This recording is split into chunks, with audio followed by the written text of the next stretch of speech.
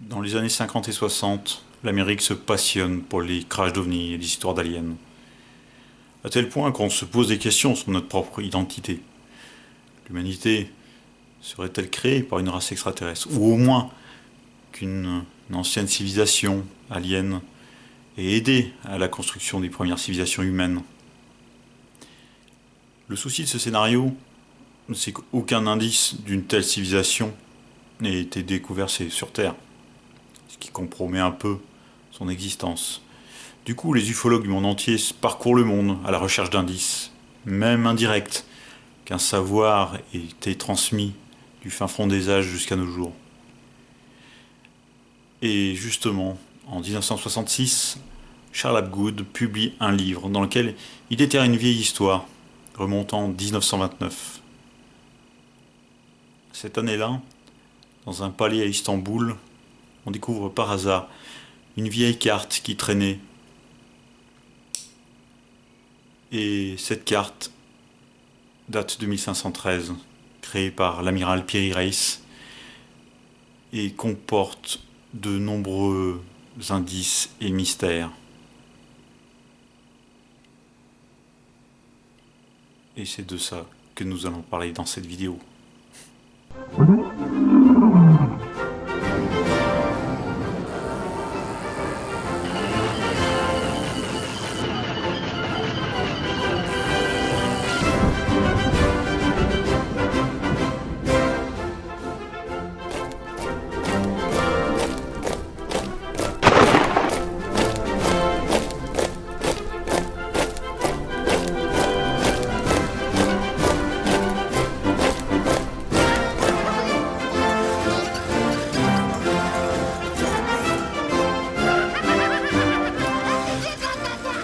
Blah blah blah.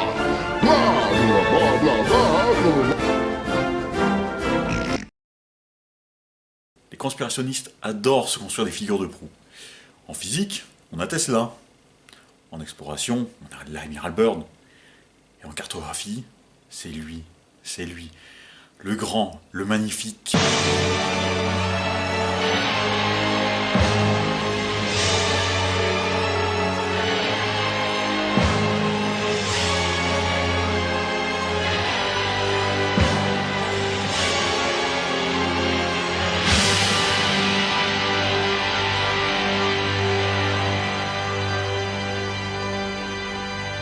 Race, c'est un peu l'open bar. Tout le monde est allé pomper dessus ce qu'il voulait et ce qui l'intéressait. Pour comprendre, voici une petite compilation de ces vidéos qu'on peut trouver. D'abord, elle représente l'Amérique du Sud et l'Afrique sur des longitudes relatives correctes. Cette exactitude est pourtant impossible au XVIe siècle.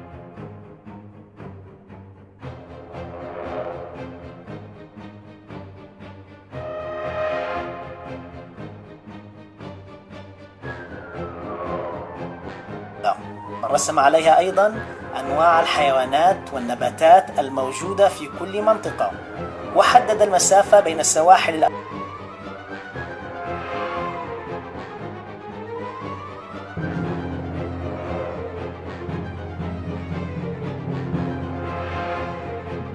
Les Andes sont représentées alors qu'elles ne sont pas censées être connues. Comment expliquer que les cartes antiques, comme celles de Piri Reis, de Haji Ahmed, de Mercator, d'Orance Fine ou la map Monde Dauphin, qui nous montre étrangement l'Antarctique sans glace, accolée à l'Amérique du Sud, et dont les lignes côtières présentes sous la glace coïncident.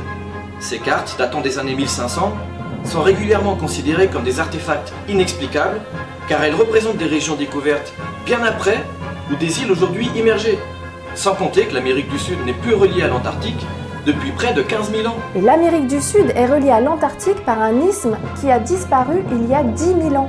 En 1966, cependant, le professeur Hapgood proposa une solution un petit peu nouvelle et qui était même perçue comme provocatrice. Il avait écrit un livre qui s'appelait Maps of the Ancient Sea Kings, donc qui veut dire les cartes des anciens rois de la mer, où il soutient que certaines des cartes utilisées à la base par Piri Reis dataient du IVe siècle avant notre ère, elles-mêmes fondées sur des sources encore plus anciennes.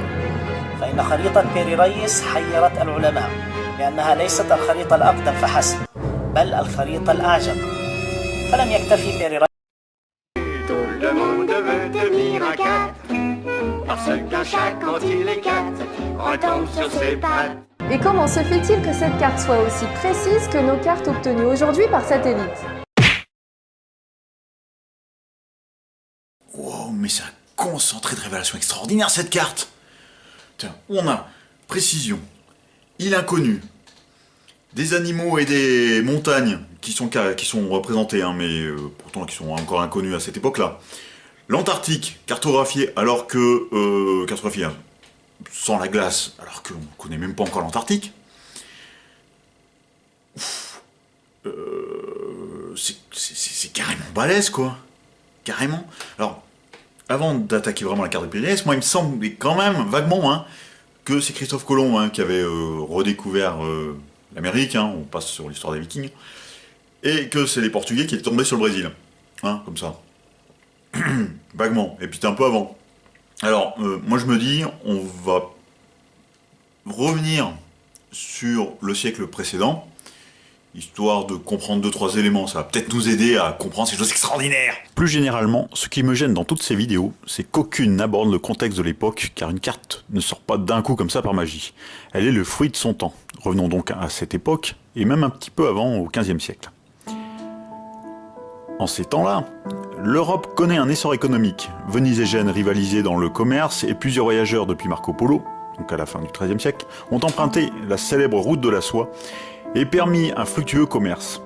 Cet essor se poursuit en Méditerranée où l'opposition chrétienté-islam n'empêche en rien les échanges. De grands circuits commerciaux à l'intérieur de l'Europe relient Italie, Flandre, Angleterre via notamment les foires de Champagne. Draps, étoffes, fourrures, métaux, vins, sel, en plus de soie et des épices. Tous ces échanges s'accompagnent aussi de transferts de technologie. Amélioration des navires, boussoles, puis astrolabes. Et aussi une soif de découverte. Le monde connaît déjà une sorte de mondialisation économique. Et bien entendu, la cartographie suit le mouvement. Au XIIIe-XIVe siècle, apparaissent les portulans, un type de carte créé on pense en Italie. Le portulan n'est pas une carte marine au sens moderne. Elle indique les positions des ports sur les côtes, l'intérieur des terres est juste suggéré histoire de remplir les vides. Une caractéristique des portulans est l'usage de roses des vents déformés, appelés réticules des vents. Ces réticules permettent de fixer des caps, peut-être d'aider à la création de la carte, et enfin ont une portée esthétique. Ces cartes deviennent de plus en plus précises au cours du XVe siècle grâce à l'apport de l'école de Majorque du temps de la période musulmane. Une des meilleures de cette époque avec Gênes. C'est à cette école de Majorque que va emprunter le Portugal avant de développer son propre service de cartographie. Car le monde est en train de changer.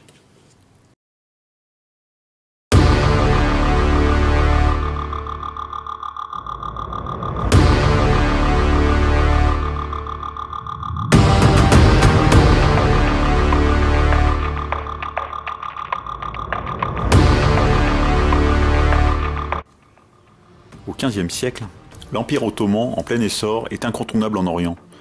À force de conquête, il verrouille la route de la soie. C'est le crépuscule des puissances maritimes méditerranéennes telles que Venise et Gênes. Le centre de gravité de l'Europe se déplace. Anvers, en Flandre, remplace peu à peu Venise. Et les ateliers de cartographes suivent et sont présents dans tous les centres commerciaux et financiers en Europe, là où sont leurs clients. Ils bénéficient de plus de la révolution de l'imprimerie. Les cartes sont d'abord gravées sur des cylindres en bois, puis en cuivre, ce qui permet de créer des cartes en série. Car petite remarque, ce n'est pas parce que nous avons peu de cartes de ces époques aujourd'hui qu'il y en avait peu. Elles étaient en fait très utilisées, mais ont presque toutes été détruites. Le premier usage des portulans est la navigation, mais on trouve aussi des cartes empruntant les codes des portulans, mais richement décorées à destination des princes et des bourgeois, voire des collectionneurs. Ce sont des signes extérieurs de richesse, voire de puissance. Du coup, certains ne figurent donc plus les ports, c'est plus nécessaire. Et par contre, l'intérieur des terres est beaucoup plus décoré. C'est que les ateliers sont en compétition. La qualité esthétique est aussi importante que la précision pour vendre ces articles de luxe. Conséquence également de la fermeture de la route de la soie, on cherche d'autres routes. Et les Portugais, coincés entre la Castille et l'Atlantique, se lancent dans des expéditions de contournement de l'Afrique sous l'impulsion du prince Henri, dit le Navigateur. En 1456, découverte des îles du Cap-Vert. 1471, découverte de l'Équateur et gros problèmes techniques à résoudre. Après l'équateur, on est en plein inconnu, l'étoile polaire disparaît. Ah bon, elle disparaît? Oui, as-tu entendu parler de l'étoile polaire? Bien sûr, père. Et comprends-tu pourquoi l'étoile polaire disparaît quand on approche de l'équateur? Oui, je comprends. Puisque la Terre est ronde, lorsqu'on descend au sud, l'étoile du Nord n'est plus visible. Ils trouvent une parade. Des savants conçoivent des tables renseignant la position du Soleil par rapport au pôle pour chaque jour de l'année, ce qu'on appelle une déclinaison. Du coup, il est à nouveau possible de se repérer et en 1488, Bartolomé Diaz dépasse le cap de Bonne-Espérance. Ce n'est que plus tard que les Européens utiliseront la Croix du Sud. En 1500, un autre explorateur, Pedro Álvarez Cabral, doit contourner l'Afrique et continuer l'exploration des Indes. Mais il ne veut pas perdre de temps dans le poteau noir, cette zone autour de l'équateur où les vents sont faibles, conséquence indirecte de la rotation de la Terre. Il s'éloigne de la côte africaine pour profiter des alizés, autre vent conséquence de la rotation de la Terre, et là, tombe sur le Brésil. Avec ces découvertes, les cartes prennent un autre statut. Ce sont des outils stratégiques, donc des secrets d'État. Si l'on veut revendiquer des territoires et en conquérir de nouveaux, il ne faut pas que les rivaux les connaissent. Lorsqu'un explorateur part, il reçoit un document scellé qui ne décachette qu'à distance du Portugal. Elle contient des documents confidentiels, dont des cartes qui ne doivent pas fuiter. Car posséder une de ces cartes, c'est connaître la position de terre récemment découverte. Beaucoup de ces cartes sont donc sévèrement gardées et furent perdues lors du grand incendie de Lisbonne de 1755 faisant suite à un tremblement de terre. Toutes? Non. Une carte a résisté encore et encore à la destruction. Et pour cause, elle a été volée en 1502 par Alberto Cantino, puis apportée clandestinement en Italie, à Florence. La plupart des cartes dont nous disposons aujourd'hui de ces époques sont richement illustrées car c'était des commandes de gens fortunés. Mais celle-ci est un document technique qui ne doit pas sortir et qui a servi à concevoir d'autres cartes. Conséquence, là, pas d'Antarctique, pas d'animaux chelous, pas d'îles fantômes. Il ne figure que ce qui a été découvert par le Portugal, ainsi que la ligne de démarcation du traité de Tordesillas de 1494 entre le Portugal et l'Espagne. La carte est plus sobre, mais plus réaliste. Mais là, forcément, ça attire moins le sensationnel. Et figuré dessus le début du littoral du Brésil, découvert 2 ans plus tôt en 1500 par Cabral. La carte de la côte brésilienne est moins précise que celle de Piri Reis, mais il s'est écoulé 11 ans entre ces deux cartes. 11 ans pendant lesquels plusieurs expéditions portugaises explorent ces côtes et commercent avec les indigènes. Ils affinent les traits de côte, mais ces cartes-là ont disparu. Une de ces expéditions en particulier est menée en 1503 par Gonçalo Coelho et Americo Vespucci, chargés justement de cartographier la pointe du Brésil. Et en ces époques d'exploration, l'Europe fourmille de capitaines, navires et financiers prêts à se lancer. L'histoire ne retient que les premiers, Magellan, Vasco de Gama, Colomb, Vespucci et compagnie. Mais il ne faut pas oublier que juste derrière eux, des armadas de navires leur emboîtent le pas. Et cela va très vite. Très très vite. Mais revenons à nos cartes portugaises. Il y avait un autre moyen que le vol pour se les procurer. C'était d'attaquer un navire portugais. C'est notamment ce que font les pirates et les corsaires. Et il se trouve qu'à la fin du XVe siècle, sévissaient en Méditerranée des corsaires qui pillaient sous protection ottomane et que l'un des plus connus, Kemal Reis, amiral de la flotte ottomane, était l'oncle de Piri Reis. Mieux que ça, Piri Reis a participé à de nombreuses expéditions contre des navires espagnols, italiens ou portugais. Il avait donc la matière première à portée de main. En 1501, Kemal Reis fait une série de razzias le long des côtes espagnoles. Il capture 7 navires au large de Valencia et fait de nombreux prisonniers. L'un d'eux a un parcours atypique. Il a fait 3 fois le voyage avec un certain Columbus vers de nouvelles terres découvertes au-delà de l'Atlantique. Et pour prouver qu'il ne ment pas, le marin a sur lui un exemplaire de la charte de Columbus. Kemal Reis en fera son esclave et Piri Reis une source précieuse d'informations. Et c'est bien visible sur la carte des Antilles. Colomb pensait découvrir l'Asie. Et il se trouve que son premier voyage n'a pas été le grand succès qu'on pourrait croire aujourd'hui. Il n'a pas contacté le Grand Khan, n'a pas trouvé les célèbres Moluques, où on trouve poivre, noix de muscade et clous de girofle. Alors il faut étoffer les découvertes. Il démultiplie le nombre d'îles au-delà du raisonnable, et on trouve plusieurs îles où poussent des épices. Car à cette époque, on pensait que toute île luxuriante tropicale devait être gorgée d'épices. Sur une de ces îles imaginaires, on trouve aussi une île aux serpents, reproduite sur la carte de Piri Reis. Cela fait référence à une croyance remontant à l'Antiquité, citée par Pline l'Ancien. La présence de serpents en nombre révèle la présence de filons d'or. Par ailleurs, Colomb ne représente pas Cuba comme une île. Il est sûr que c'est le début du continent asiatique, ce qu'on retrouve sur la carte de Piri Reis. Il veut glorifier sa découverte pour avoir plus de moyens et effacer l'échec principal de ses missions.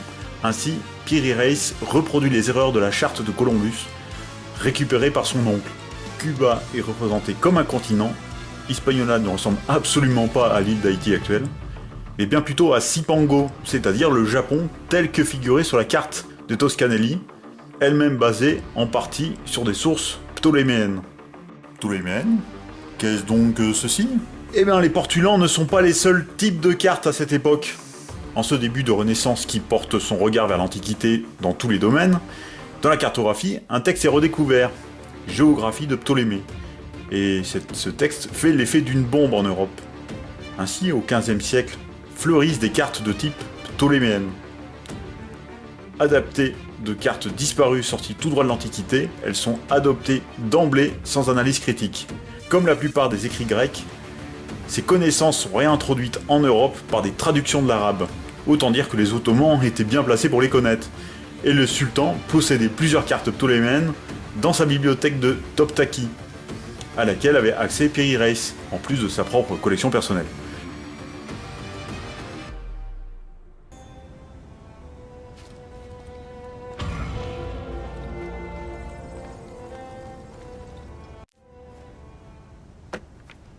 Par tous les dieux! Je dois harmoniser ces anciennes cartes grecques avec les informations de l'amiral Columbus. Mais ça revient à comparer des cartes de la Lune et de la Terre. Un véritable chaos. Ah, idiot. Approchez un peu. Que voulez-vous savoir? Je ne demande qu'à apprendre.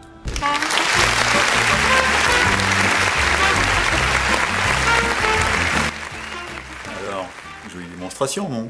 Alors, à ce stade, certains diront que j'ai mené une enquête approfondie pour étudier le sujet, et d'autres que tout ça n'est qu'un tissu de mensonges. Eh bien, en fait, les uns comme les autres, je vous ai bien mené en bateau. Et vous savez pourquoi? Attendez, regardez la carte de Piri Reis. Regardez-la. Parmi tous ceux qui nous ont pondu des vidéos sur le sujet, il n'y en a pas un qui s'est dit « Tiens, et si on allait savoir ce qui est écrit sur les côtés ?» Hein?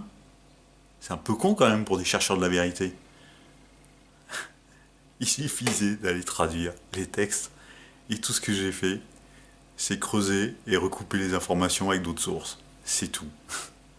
Il dit lui-même qu'il a compilé 20 cartes d'origines différentes, dont 8 remontant à la période d'Alexandre le Grand. Là, nous y reviendrons tout à l'heure. Et nous le savons aussi, car Piri Reis, en 1521, publie un ouvrage de navigation en Méditerranée, Kitab hi Bariye, je ne sais pas si je prononce correctement, dans lequel il revient sur les sources de la carte de 1513. Et là, vous allez me dire que toutes les vidéos nous disent que Piri Reis a compilé 20 cartes anciennes. Oui, mais ils se sont contentés de copier l'information chez Hapgood. S'ils avaient cherché les traductions des textes directement sur la carte, ils auraient des réponses à pas mal de leurs questions. Ce que nous allons voir à présent.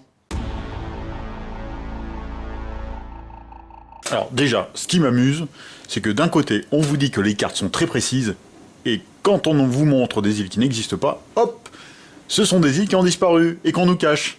L'idée que le cartographe s'est peut-être planté leur effleure même pas à l'esprit.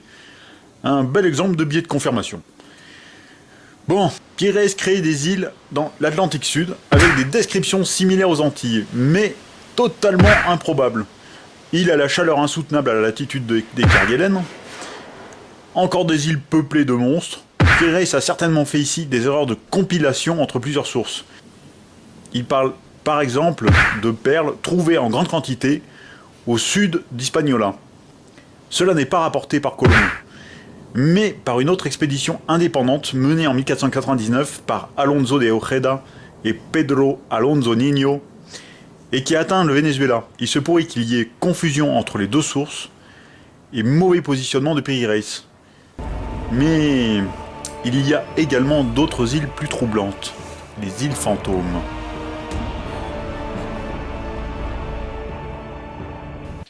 Et là, je voudrais vous présenter mon principal informateur. Non. Non. Un tout autre niveau. Mon contact à Washington dit qu'on n'a pas affaire à un élève, mais qu'on a affaire au professeur. Quand l'armée monte une opération qui ne doit pas échouer, c'est à lui qu'ils font appel pour entraîner les troupes, d'accord? C'est le genre de type qui boirait un bidon d'essence pour pouvoir pisser sur ton feu de camp. Ce mec-là, tu le largues au pôle Nord, sur la banquise avec un slip de bain pour tout vêtement, sans une brosse à dents, et demain après-midi, tu le vois débarquer au bord de ta piscine avec un sourire jusqu'aux oreilles et les poches bourrées de pesos. Ce type-là est un professionnel. Attendez, je suis pas sûr que vous ayez bien entendu la fin. Ce type-là est un professionnel. Voilà. Et voilà la grande différence. Alors, si vous savez pas qui c'est, faites une pause dans la vidéo, tapez son nom sur Google, hein, et regardez les résultats, vous n'allez pas être déçus. Vous allez comprendre la différence entre un pro et une bande d'amateurs. Hein. C'est juste délirant ce qu'il a fait, délirant. Bon, revenons donc à nos îles fantômes. Ces îles fantômes sont souvent des îles légendaires provenant de récits mythologiques et qu'on a voulu cartographier. Il arrive qu'elles se déplacent au fur et à mesure que l'espace connu s'élargit. C'est par exemple le cas de l'île de Thulé, qui est en Écosse, puis c'est les îles Féroé, puis l'Islande, le Groenland. Dans le cas de la carte de Piri Reis, je vais vous parler de deux îles en particulier.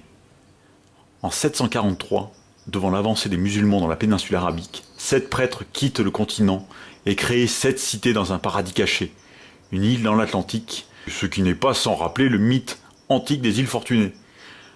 On l'appelle l'île d'Avent ou l'île opposée, Ante-Ilia, Antilia en portugais. D'autres pensent même à une déformation de l'Atlantide, notamment chez certains penseurs arabes. On en trouve trace dans plusieurs cartes, dont la carte de Toscanelli, que nous avons déjà vue. Du fait des découvertes de Colomb, il place l'île plus à l'ouest, et mentionne son nom dans la description. Pour la deuxième île, il nous faut remonter au VIe siècle. Saint Brandan est né vers 484 en Irlande. Dans la tradition celte de l'Imram, il part à la recherche du jardin d'Éden durant 7 ans. Plusieurs récits mêlent magie et Bible. À cette époque, la christianisation balbutiante se heurte au panthéon celtique. Alors, pour ne pas trop brusquer les mœurs, on va envelopper le christianisme de mythologie celte, une pratique souvent utilisée pour faire passer la pilule. Et il n'est pas possible aujourd'hui de démêler mythes et réalités historiques à propos de Saint Brandan. Exemple. Durant son périple, croyant voir une île, ils débarquèrent dessus et firent du feu. Mais ils ont en fait accosté sur un poisson géant qui, brûlé, s'échappe dans les flots. Ça vous rappelle rien? Attendez, je vous montre.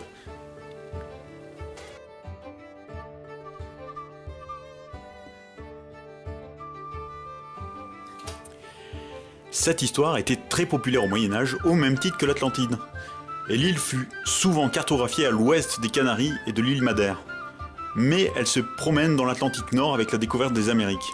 Sur la carte de Piri Reis, près du dessin, il note qu'il n'y a pas eu de source de Saint Brandan par les Portugais, mais par une autre carte sans la préciser. Et vu le nombre d'îles représentées et la position variable de Saint Brandan d'une source à l'autre, il n'est pas possible de savoir à laquelle Saint Brandan correspond. J'en profite pour vous parler rapidement de ce youtubeur islamiste en carton qui veut nous démontrer à travers la carte de Piri Reis que les musulmans étaient déjà là en Amérique avant Christophe Colomb. Évidemment en oubliant que la carte de Piri Reis est un portulan, donc une carte de type italienne, que les sources qu'il indique sont espagnoles et portugaises, que dans la tradition islamiste, le dessin des visages est interdit, là il y en a plein sur la carte, et pour finir le clou du spectacle, eh ben, il représente des mythes chrétiens. C'est un peu con pour un islamiste en carton. Ah oui, et puis avant qu'on me taxe de raciste, là, non, ce qui est faux, et je me contrefous de savoir l'origine des propos et d'où que ça vienne. Je m'en contrecogne. C'est faux, point barre. On a déjà évoqué quelques monstres qui traînent sur les cartes. Comme pour les îles, on a un biais de confirmation. Comme on connaît aujourd'hui les lamas, on veut absolument que ce soit cette explication qui colle avec la bestiole représentée. Sauf que Piri Reis dit lui-même qu'il y a ici un bœuf et divers monstres. Et y avait-il des bœufs sur la côte brésilienne? Absolument pas. Et ça c'est quoi? Un jaguar qui danse avec un singe? Et ça? Un inca décapité? Donc le but est de se focaliser sur un truc qui ressemble très vaguement à un lama, et ne surtout pas voir ce qui ne colle pas du tout. Par exemple, le cynocéphale est un être mythique remontant à la Grèce et l'Égypte antique. On trouve par exemple des dieux tels Horus et Seth. Et Alexandre le Grand, encore lui, raconte en avoir rencontré vers l'Inde. Les croyances des géographes grecs à ce propos sont repris chez les savants arabes, puis par Piri Reis. Le Blémise, homme sans tête, remonte également à l'Égypte antique et serait un peuple situé au sud du Soudan. Mais par la suite, on retrouve au-delà des limites connues selon l'imagination du cartographe. La carte intègre des notions scientifiques et géographiques très élevées. Par exemple, les Andes sont représentées alors qu'elles ne sont pas censées être connues. Ça montre surtout que les explorateurs sont pas cons. Imagine que tu te promènes sur une côte inconnue et là, bam, tu découvres l'embouchure de l'Amazonie et du Rio de Plata, c'est-à-dire pas le ruisseau à vaches du coin. Tous les grands fleuves connus de l'époque prennent leur source dans des montagnes, Pô, Rhône, Danube, Rhin, Euphrate, Volga, Nil. Donc à ton avis, tu imagines que le cartographe va faire quoi à l'intérieur des terres derrière l'Amazonie? Sauf qu'il a positionné précisément la chaîne de montagnes. Hein, vraiment? Eh bien, nous le découvrirons dans la partie suivante. Dans plusieurs vidéos, on nous montre une carte reliant des points de repère de la carte de Piri Reis à une carte actuelle. Nous allons donc voir si cela est valable ou bien s'il y a des déformations. Pour cela, nous allons géréférencier la carte sur QGIS, un logiciel de SIG gratuit. On est déjà confronté à un problème technique. Aujourd'hui, toute donnée géographique est liée à un système de projection. Or, à cette époque, les projections étaient empiriques et ne correspondent pas aux géoïdes utilisés aujourd'hui. Autre souci, tout géoréférencement s'accompagne de déformations. Et elles sont en fonction des algorithmes choisis. On peut appliquer une déformation uniforme moyenne ou au contraire imposer que les points choisis soient à l'endroit indiqué, quitte à complètement déformer le reste de la carte.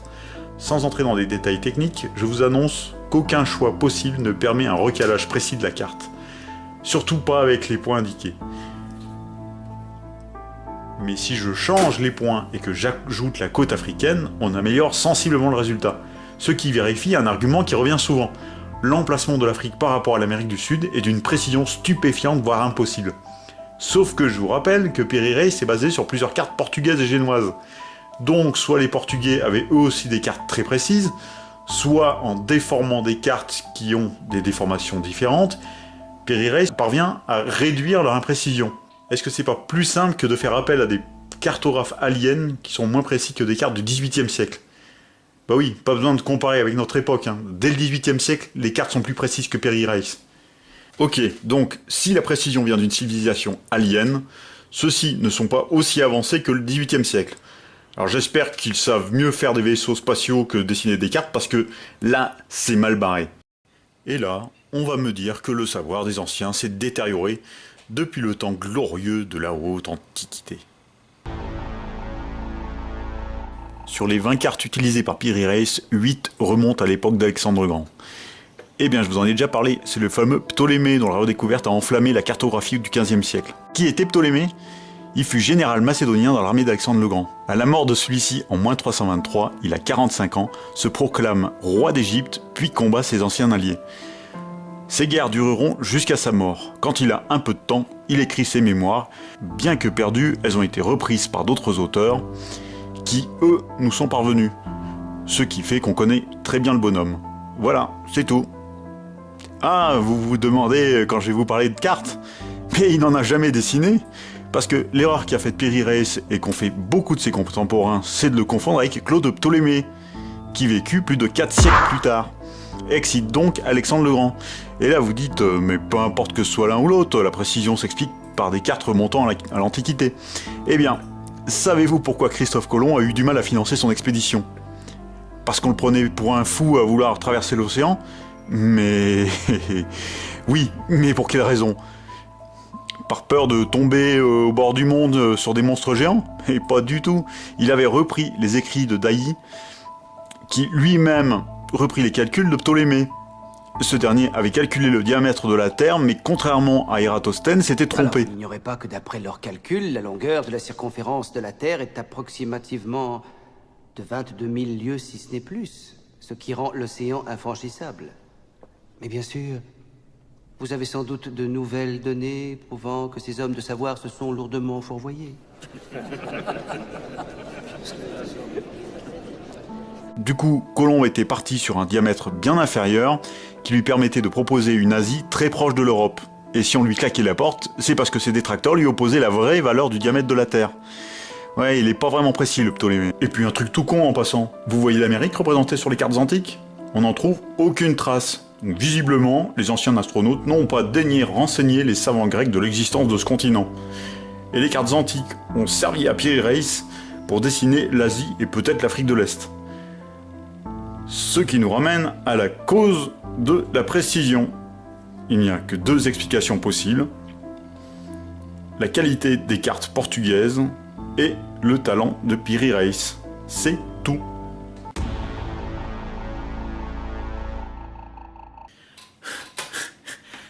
Alors là, c'est le point d'orgue. Toutes les vidéos convergent sur l'Antarctique. C'est à chaque fois le point final, le plus important. Je crois qu'il doit y avoir une base alien là-bas, hein. C'est pas possible. Il y a 7 jours, au-dessus de l'Antarctique, un de mes satellites a découvert une pyramide. Ah mais c'est bon, je déconne.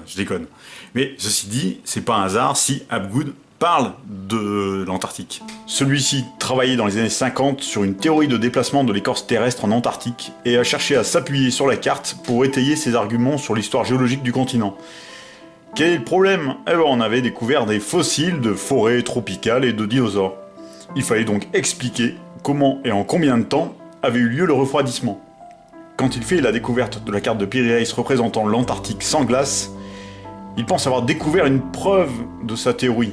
À savoir, l'Antarctique s'est brusquement déplacé il y a quelques milliers d'années et la glaciation est très récente. Ce qui fait que les anciens astronautes l'ont connu sans glace et l'ont cartographié ainsi. Ça voudrait dire que les collectes d'informations qui ont permis d'élaborer cette carte doivent dater d'avant la dernière période glaciaire, soit il y a plusieurs milliers d'années. Oh, mais c'est pratique ça, hein. Et moi il me semblait que les glaciers étaient installés depuis des millions d'années. Ça sort d'où cette info là? Mais les analyses des carottes de glace contredisent cette théorie et dévoilent que ça s'est fait beaucoup plus rapidement, sur environ 5000 ans seulement. Bah, si les carottes de glace le disent, formidable! Mais donc, les carottes de glace sont capables d'avoir comme information le fait de ne pas exister. C'est conceptuel, c'est original.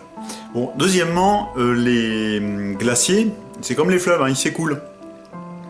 Juste plus lentement. Et ensuite, à la fin, quand ils jettent dans les océans, ça fait des icebergs. Donc forcément, bah, quand on date la glace, on date absolument pas l'existence du glacier, puisque la glace, elle s'écoule.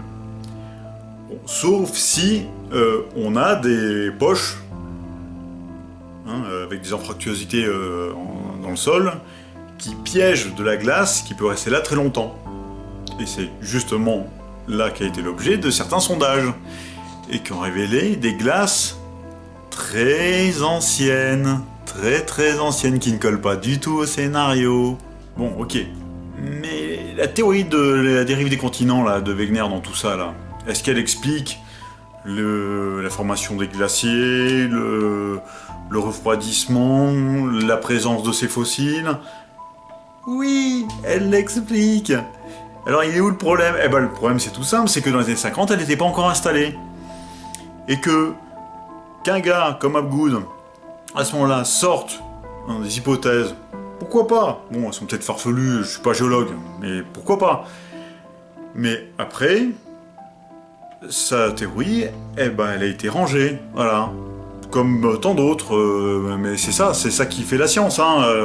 On émet des hypothèses, et ensuite, soit c'est validé, soit c'est écarté. Bon, les idées de Hapgood ont été écartées. Et pourquoi encore en parler alors? Déjà, il y a des intérêts. À votre avis, hein, un glacier qui, en 5000 ans, apparaît, donc avec une formation extrêmement rapide, qui ça peut intéresser vaguement, hein, comme ça, aux États-Unis? Parce que si on se met à corroborer la thèse des géologues classiques et on accepte le fait que des millions d'années se sont écoulées depuis que l'Antarctique a été libre de glace pour la dernière fois... Hop. Géologue classique, ça sous-entend qu'il y a une géologie officielle monolithique installée depuis des siècles. Justement, non. À l'époque de Hapgood, les géologues dits classiques étaient au contraire opposés à la dérive des continents. Et cette dernière s'est imposée par un ensemble d'arguments convergents dans plusieurs domaines. Alors ça veut dire que tout ce que nous croyons savoir de l'évolution humaine, que ce soit en termes de sédentarisation, d'évolution des civilisations antiques ou même les thèses qui ont été énoncées par Darwin et ses successeurs, tout ça en fait c'est faux, intégralement faux. Et voilà, on y est.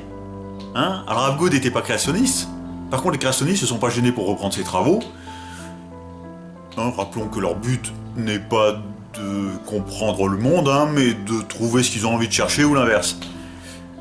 Alors, en l'occurrence, les avancées de la géologie ont complètement remis en cause ce qu'avait dit Hapgood, même à son époque.